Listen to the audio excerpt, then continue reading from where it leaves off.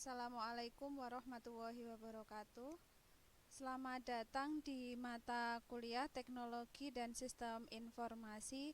Pada pertemuan kelima ini kita akan membahas mengenai implikasi etis dari teknologi informasi.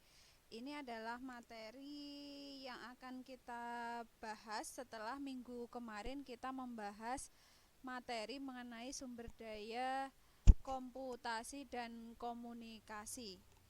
Nah, ada beberapa hal yang perlu kita bahas di topik kali ini, yaitu yang pertama adalah moral, etika, dan hukum dari teknologi informasi. Kemudian yang kedua, bagaimana membudayakan etika-etika dalam penggunaan teknologi informasi. Yang ketiga, mengenai etika dan jasa informasi. Kira-kira nanti etika dan jasa informasi yang diperlukan itu apa saja. Dan yang keempat, di sini ada hak sosial dan hak atas komputer. Jadi ketika kita menggunakan teknologi informasi, terutama komputer, di situ ada hak-hak yang harus kita laksanakan agar hak tersebut tidak merugikan pengguna teknologi informasi yang lainnya. Serta yang kelima adalah rencana tindakan untuk mencapai operasi komputer yang etis. Jadi kira-kira tindakan apa saja yang harus kita lakukan agar kita bisa mematuhi etika dari penggunaan komputer tersebut. Baik, kita mulai dari topik yang pertama, yaitu moral, etika, dan hukum. Jadi ketika kita berbicara masalah moral, etika, dan hukum atas penggunaan teknologi informasi, ini sangat kompleks sekali. Yang pertama adalah kita berbicara masalah moral. Moral adalah tradisi kepercayaan mengenai perilaku benar atau salah. Jadi ketika moral ini berkaitan dengan perilaku benar atau salah, tentunya ketika kita semua menggunakan komputer, maka di situ ada hal atau ada tindakan, ada perilaku yang di situ berkaitan dengan benar atau salah di dalam penggunaan komputer itu. Misalkan ketika kita menggunakan komputer, maka kita harus mematuhi aturan-aturan yang ada di dalam penggunaan komputer atau teknologi informasi. Kemudian di situ kita juga harus mempertimbangkan kira-kira perilaku apa saja yang di situ menyalahi aturan penggunaan dari komputer. Nah, itu berkaitan dengan moral. Kemudian selain moral itu juga ada etika. Nah, etika itu satu set kepercayaan, standar atau pemikiran yang mengisi suatu individu, kelompok, dan masyarakat. Jadi kalau moral itu berkaitan dengan individu bagaimana dia berperilaku, entah itu dia berperilaku benar atau berperilaku salah, terutama dalam hal ini adalah penggunaan teknologi dan informasi. Tetapi kalau etika itu tidak hanya kepercayaan saja, tetapi di situ ada standar, ada pemikiran yang mengisi suatu individu, kelompok, dan masyarakat. Jadi etika ini adalah etika yang di situ dimiliki oleh individu, kemudian yang di situ akan diterapkan di dalam kelompok masyarakat. Jadi di situ di dalam etika tentunya kita juga harus mempertimbangkan tidak hanya bagaimana kita berperilaku, tetapi bagaimana perilaku kita itu mempengaruhi di dalam kelompok atau masyarakat. Dan di situ tidak hanya kepercayaan saja, tetapi juga di situ ada standar yang harus kita patuhi. Yang ketiga, kita berbicara masalah hukum. Nah, kalau hukum itu peraturan perilaku yang dipaksakan oleh otoritas berdaulat seperti pemerintah pada rakyat atau warga negaranya. Jadi, ketika kita pembahasannya adalah mengenai teknologi informasi, maka di situ ada aturan yang mengikat bagi semua warga negara pengguna teknologi informasi, yang dimana aturan tersebut dibuat agar masyarakat itu tidak saling menjatuhkan, tidak saling merugikan antar sesama pengguna teknologi informasi. Jadi semua warga negara itu sama-sama bisa rata dalam penggunaan teknologi dan informasi. Nah, itu untuk moral, etika, dan hukum. Selanjutnya, pentingnya kita memahami terkait dengan budaya etika, bahwa di sini hubungan antara CEO dengan perusahaan itu merupakan hak dasar budaya etika. Jika perusahaan itu harus etis, maka manajemen puncak pun itu harus etis di dalam semua tindakan dan kata-katanya. Manajemen puncak itu memimpin dengan memberikan contoh perilaku ini yang disebut dengan budaya etika. Jadi kalau budaya etika berarti di sini ada penegasan bahwa ketika seorang manajemen puncak atau top manajemen itu mengarahkan manajemen bawahnya, entah itu yang manajemen menengah atau manajemen bawah, maka di situ harus memimpin dengan memberikan contoh. Berarti di sini ada yang namanya budaya etika. Jadi segala sesuatunya itu memang harus ada arahan dari pimpinan. Jadi yang bottom manajemen itu tidak bisa menjalankan kegiatannya tanpa adanya arahan, tanpa adanya petunjuk dari top manajemen. Jadi itu yang namanya budaya etika, dan ini sangat penting sekali, dan ini sangat benar-benar dibutuhkan karena yang bottom manajemen itu tidak bisa, ranahnya itu bukan pada pengambilan keputusan. Pengambilan keputusan itu berada di top manajemen. Sedangkan mulai dari top manajemen ke bawah semuanya itu akan bekerja, akan menggunakan teknologi informasi itu sesuai dengan arahan manajemen puncak. Jadi ketika ada kesalahan, maka di situ akan menjadi tanggung jawabnya dari top manajemen itu. Nah, perlunya budaya etika ini itu juga untuk mencapai penerapan budaya etika ini bisa dilakukan melalui metode 3 lapis, dan biasanya eksekutif di top manajemen itu akan melakukan metode 3 lapis ini. Metode 3 lapis itu apa? Yang pertama adalah corporate credo, yaitu pernyataan ringkas mengenai nilai-nilai yang ditegakkan perusahaan, bahwa di sini ada semacam aturan tegas mengenai apa yang harusnya dilakukan oleh perusahaan, apa yang harusnya dilakukan oleh manajemen level menengah dan manajemen level bawah atau bottom manajemen itu. Jadi ada semacam misalkan di dalam penggunaan teknologi informasi, misalkan ya, segala informasi di masing-masing bidang itu tidak boleh keluar tanpa sepengetahuan misalkan top manajemen. Nah, itu sebagai salah satu contohnya. Jadi semacam pernyataan ringkas tentang nilai yang harus ditegakkan. Tentunya ini juga dilakukan untuk mencapai tujuan dari perusahaan dan menerapkan etika di dalam teknologi informasi. Kemudian yang kedua ada program etika.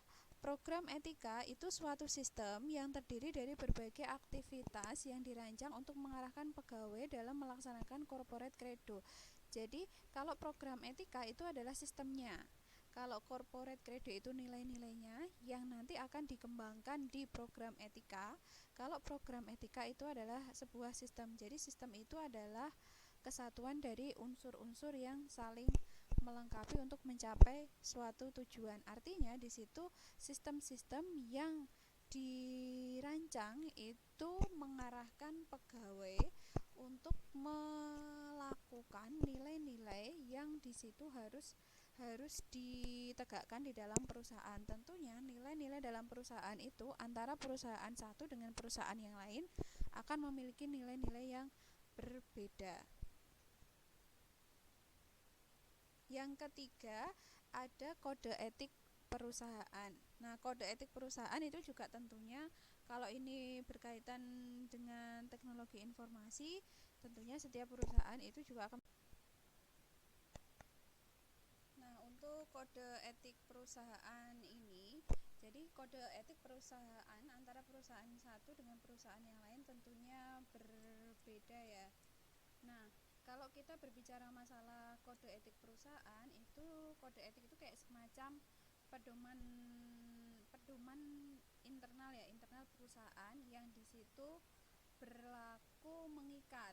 Jadi berlaku mengikat bagi semua semua warga di perusahaan tersebut, yang isinya itu bisa berupa nilai, bisa berupa etika bisnis atau etika kerja, serta adanya norma-norma yang berlaku di perusahaan yang itu sifatnya mengikat ya, mengikat. Dan biasanya kode etik perusahaan ini telah disahkan, telah dibakukan oleh perusahaan maupun undang-undang yang ada di Indonesia. Jadi disesuaikan dengan undang-undang, dan di situ juga menyesuaikan dengan nilai norma yang berlaku di perusahaan tersebut. Jadi tentunya nanti kode etik perusahaannya pun juga akan berbeda antara perusahaan satu dengan perusahaan yang lain. Nah, itu kalau kita berbicara masalah secara umum ya.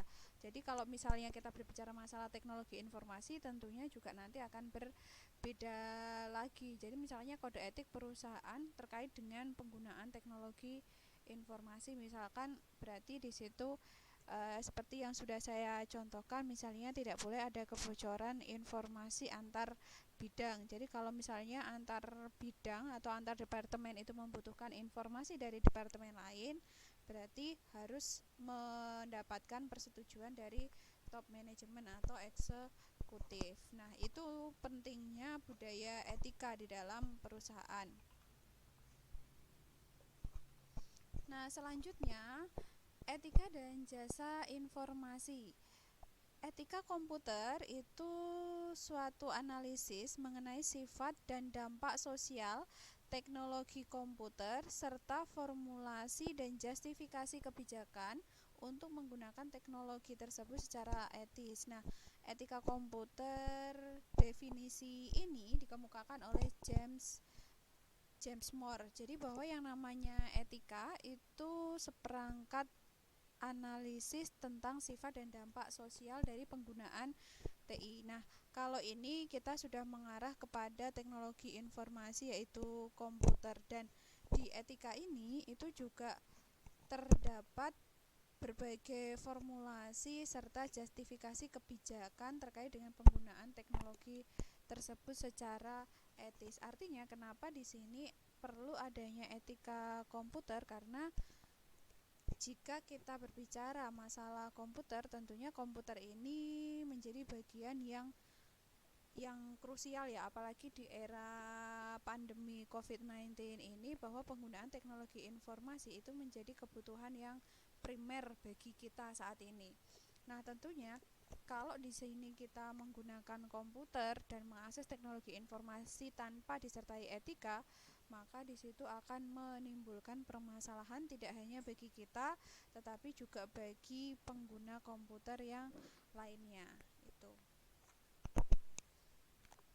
Nah, di sini ketika kita berbicara masalah etika dan jasa informasi, kita juga membahas di situ bahwa manajer yang paling bertanggung jawab terhadap etika komputer itu adalah CEO. Jadi di sini etika komputer itu akan ditegakkan, dan segala perilakunya itu akan dipertanggungjawabkan oleh CEO atau Chief Information Officer, di mana yang namanya CEO ini merupakan sebuah jabatan strategis. Jadi sebuah jabatan yang di situ memadukan antara teknologi dan sistem informasi dengan aspek manajemen lainnya.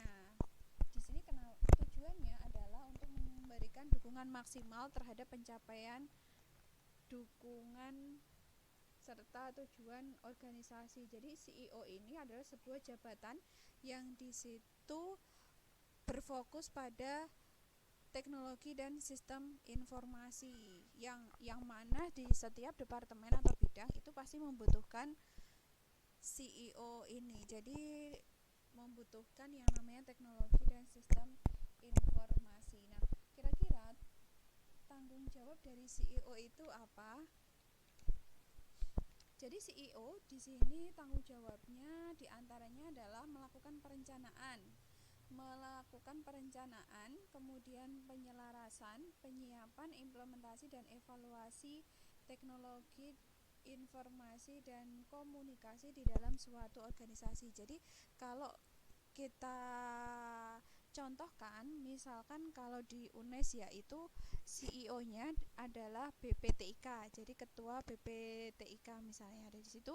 BPTIK itu mengurusi semua sistem informasi yang dimiliki oleh UNES. Misalnya kalian mau komplain terkait dengan sikadu kalian yang error, maka kalian langsung bisa menghubungi TIK. Kemudian kalian ingin mengurus misalkan permasalahan misalnya PPL KKN misalnya, bagaimana di situ sistemnya dan lain sebagainya. Selain kalian menghubungi LP3, kalian juga di situ berinteraksi, kalian juga harus melakukan komunikasi dengan BPTIK. Jadi kalau di UNES untuk lembaga pendidikan, contoh dari CEO itu adalah BPTIK itu. Jadi ketua BPTIK-nya itu. Nah, di etika komputer itu ada 2 aktivitas utama, yaitu yang pertama, CEO itu harus waspada dan sadar bagaimana komputer itu mempengaruhi masyarakat. Jadi ketua BPTIK itu juga harus, misalnya kita ambil contoh di UNES ya, ketua BPTIK itu juga harus tetap bertanggung jawab, waspada, stay 24 jam ya, karena kadang-kadang sewaktu-waktu itu misalnya ada permasalahan, misalnya kalau yang dialami oleh dosen itu misalnya harus input penelitian pengabdian itu dibatasi sampai jam 11.59 malam, maka di situ ketika di pertengahan jalan misalnya jam 9 malam di situ tidak bisa input data, maka BPTK ini yang akan mengurusi semuanya. Nah di sini sebenarnya tanggung jawabnya cukup besar karena komputer ini yang akan mempengaruhi semuanya. Jadi sistem kerja dari teknologi informasi ini yang akan mempengaruhi semuanya, dan yang namanya teknologi dan informasi itu kan dia jalan terus ya. Jadi bisa diakses 24 jam sehingga harus benar-benar dipantau penggunaannya. Yang kedua, CEO harus berbuat sesuatu dengan memformulasikan kebijakan-kebijakan yang memastikan bahwa teknologi tersebut secara tepat. Artinya di sini contohnya bahwa CEO itu harus memastikan bahwa teknologi yang digunakan itu memang sudah pas. Misalnya di sini kalau di UNES ya, di BPTIK itu membuat sikadu misalnya. Sikadu itu tepat atau enggak? Misalnya di dalam sikadu itu kita mahasiswa bisa mengakses nama dari teman-teman kelasnya beserta NIM-nya, kemudian jadwal perkuliahannya itu dalam 1 minggu kira-kira jatuh di hari apa saja, kemudian juga bisa memantau kehadiran dari semua peserta kuliah. Maka di situ juga harus memastikan, artinya di sini BPTIK itu harus benar-benar memastikan bahwa teknologi itu digunakan itu secara tepat. Nah, itu berkaitan dengan CEO, Chief Information Officer. Alasan pentingnya penggunaan etika komputer ini masih menurut James Moore bahwa ada 3 alasan utama minat masyarakat yang tinggi pada komputer, apalagi di era saat ini.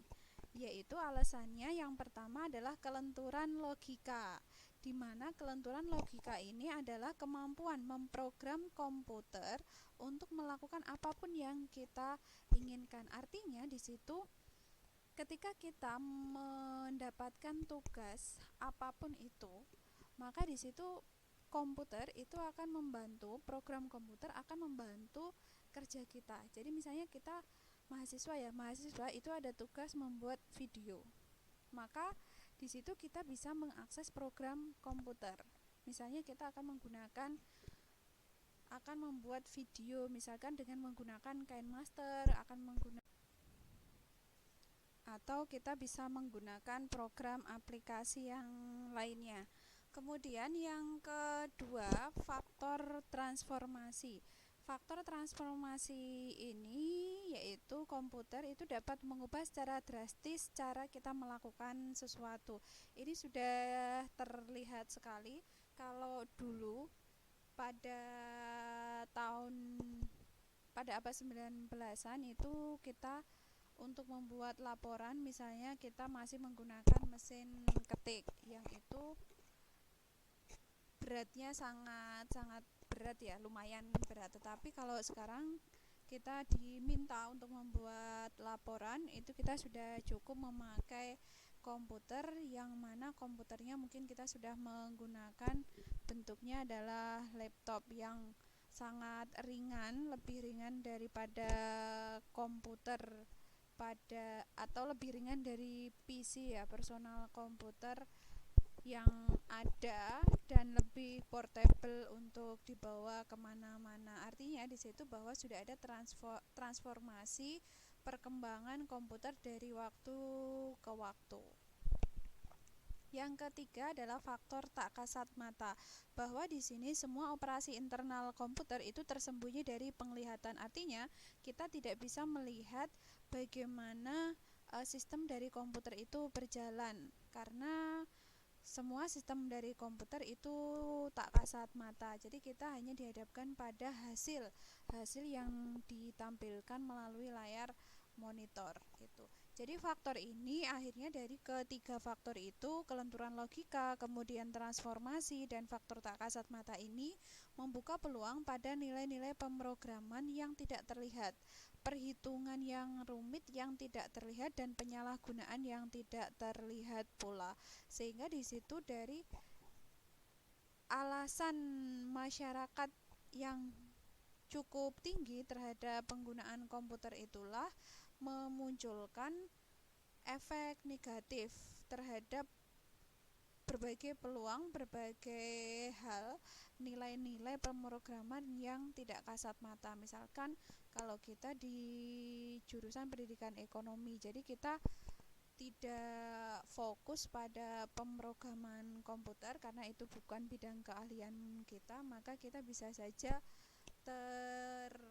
terabaikan, kita mungkin saja terkelabuhi dari berbagai pemrograman yang ada. Tetapi kita bisa meminimalisir berbagai hal-hal yang tidak terlihat tersebut dengan menggunakan etika komputer yang baik dan benar. Jadi kita tetap memperhatikan etika dalam berkomputer.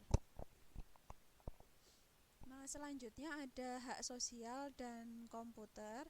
Hak atas komputer itu ada berbagai jenis. Yang pertama ada hak atas akses komputer. Jadi semua orang itu bisa mengakses komputer. Kemudian hak atas keahlian komputer. Jadi keahlian komputer itu macam-macam. Ada yang keahliannya adalah hanya mengakses hardware-nya saja. Kemudian ada keahlian dalam mengotak-ngatik pemrograman komputer dan lain sebagainya, atau hanya yang dia sebagai pengguna atau user dari komputer itu. Yang ketiga ada hak atas spesialis komputer, misalkan komputer jaringan lunak atau misalkan jaringan keras dan lain sebagainya.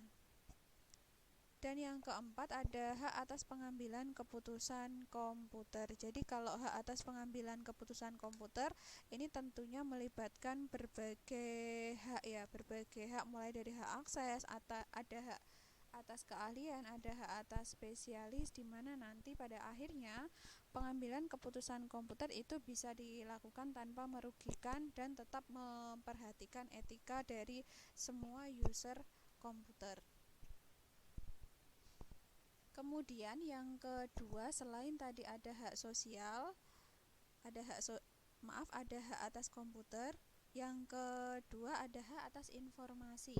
Yang pertama ada hak atas privasi. Jadi semua pengguna komputer itu mempunyai privasi masing-masing.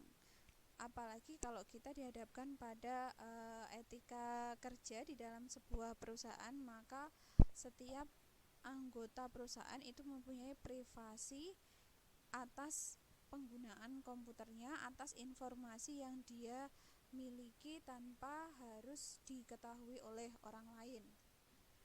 Yang kedua, hak atas akurasi. Jadi keakuratan dari informasi yang kita miliki itu bisa dipertanggungjawabkan dengan sebaik-baiknya oleh individu masing-masing.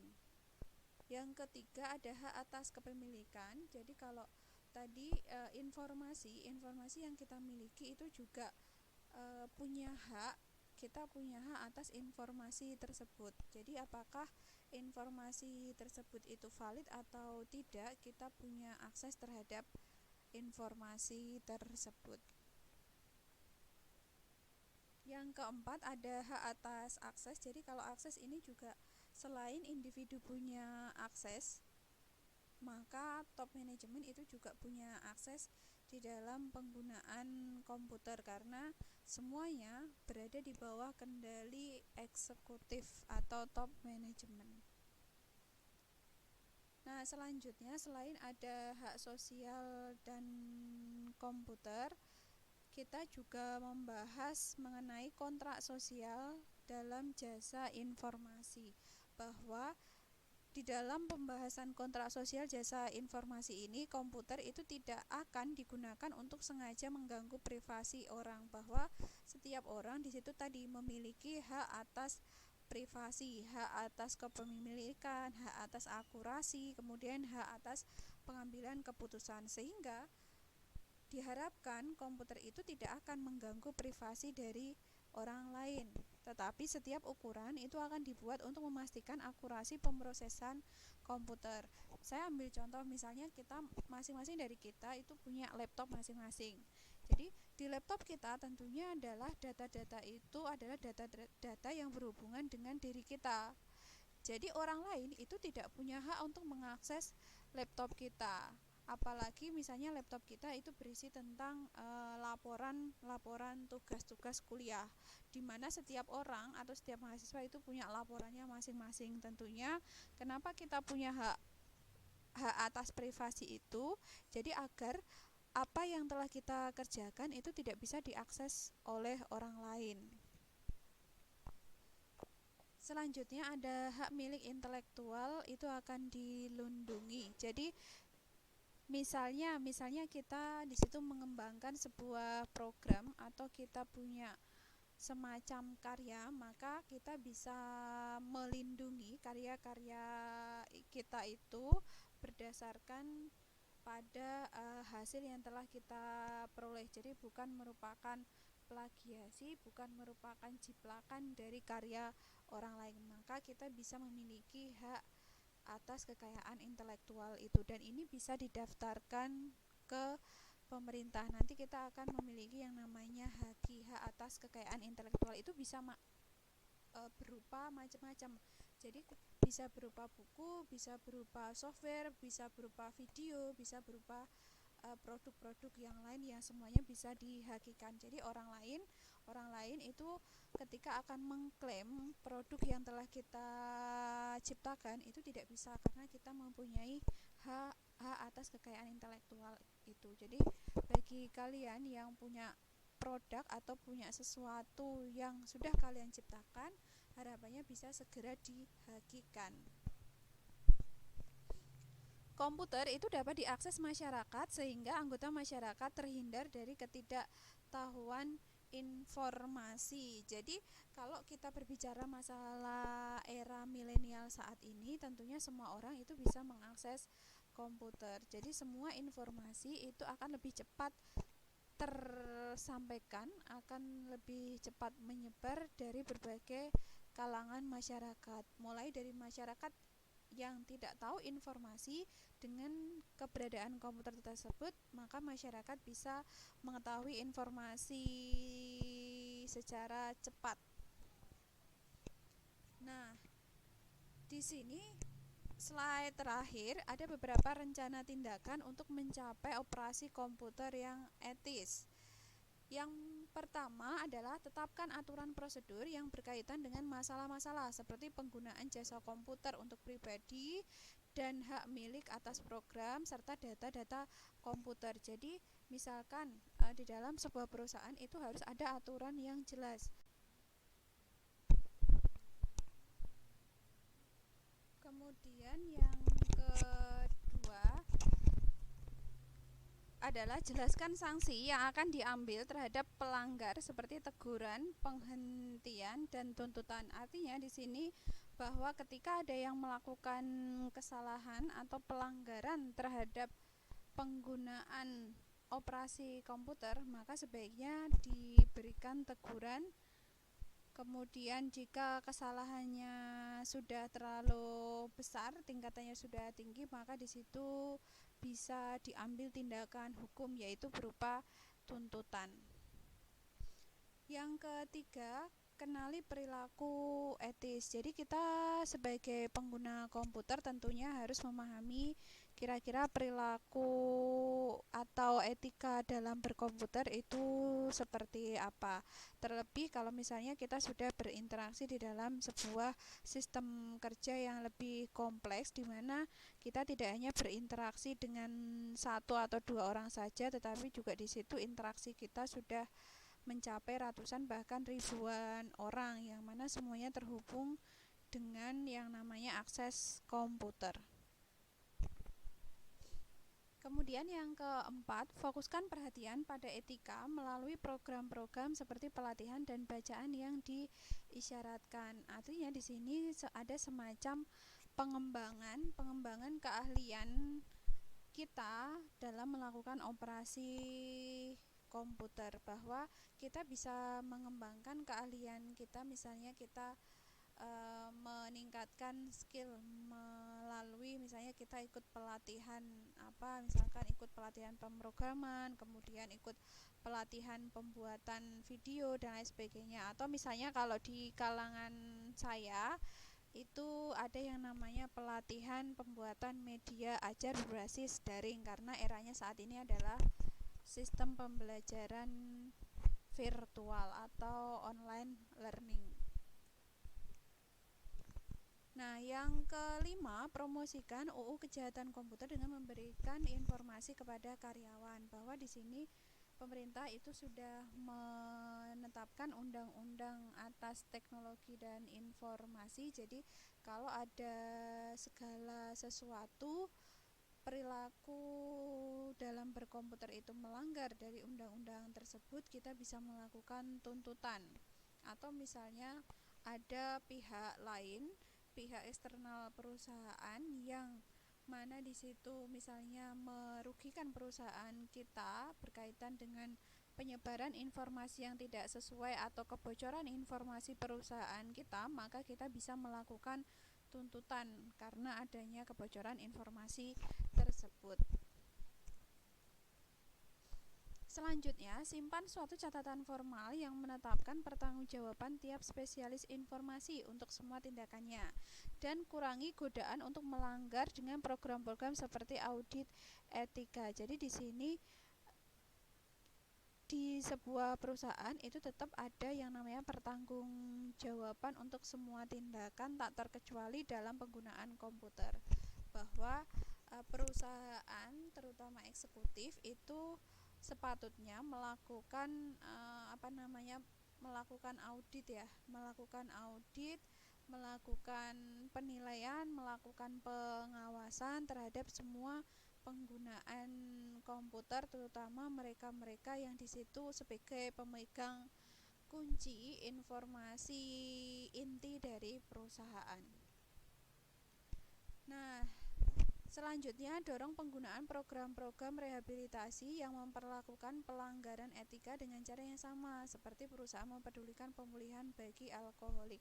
Jadi di sini ketika ada salah satu anggota yang melakukan pelanggaran terhadap penggunaan komputer, maka perusahaan itu bisa mengambil tindakan secara berjenjang. Jadi dilihat dulu pelanggaran seperti apa yang dilakukan. Kalau pelanggarannya itu masih bisa ditoleransi, maka bisa dilakukan yang namanya rehabilitasi atau semacam nasihat.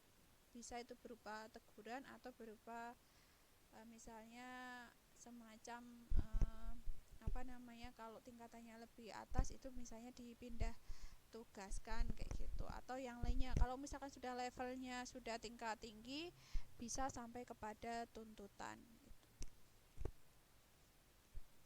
Nah, selanjutnya adalah dorong partisipasi dalam perkumpulan informasi. Artinya, semua informasi yang dimiliki oleh individu, meskipun individu itu memiliki hak atas privasi, hak atas akurasi, setidaknya para eksekutif itu tetap melakukan kendali terhadap informasi-informasi yang dimiliki oleh manajemen bawahnya, karena itu yang akan menjadi kunci bagi perusahaan untuk menetapkan, untuk mencapai tujuan dari organisasi. Jadi informasi-informasi yang sifatnya positif maka di situ harus dikembangkan, tetapi informasi yang negatif maka itu sebaiknya dikurangi.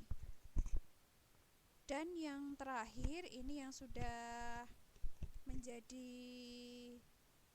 menjadi tanggung jawab bagi manajemen puncak atau CEO, itu adalah memberikan contoh. Jadi sebagai seorang pemimpin, itu pemimpin yang baik adalah yang memberikan contoh kepada bawahannya. Jadi sebisa mungkin tidak ada yang namanya pelanggaran etika komputer.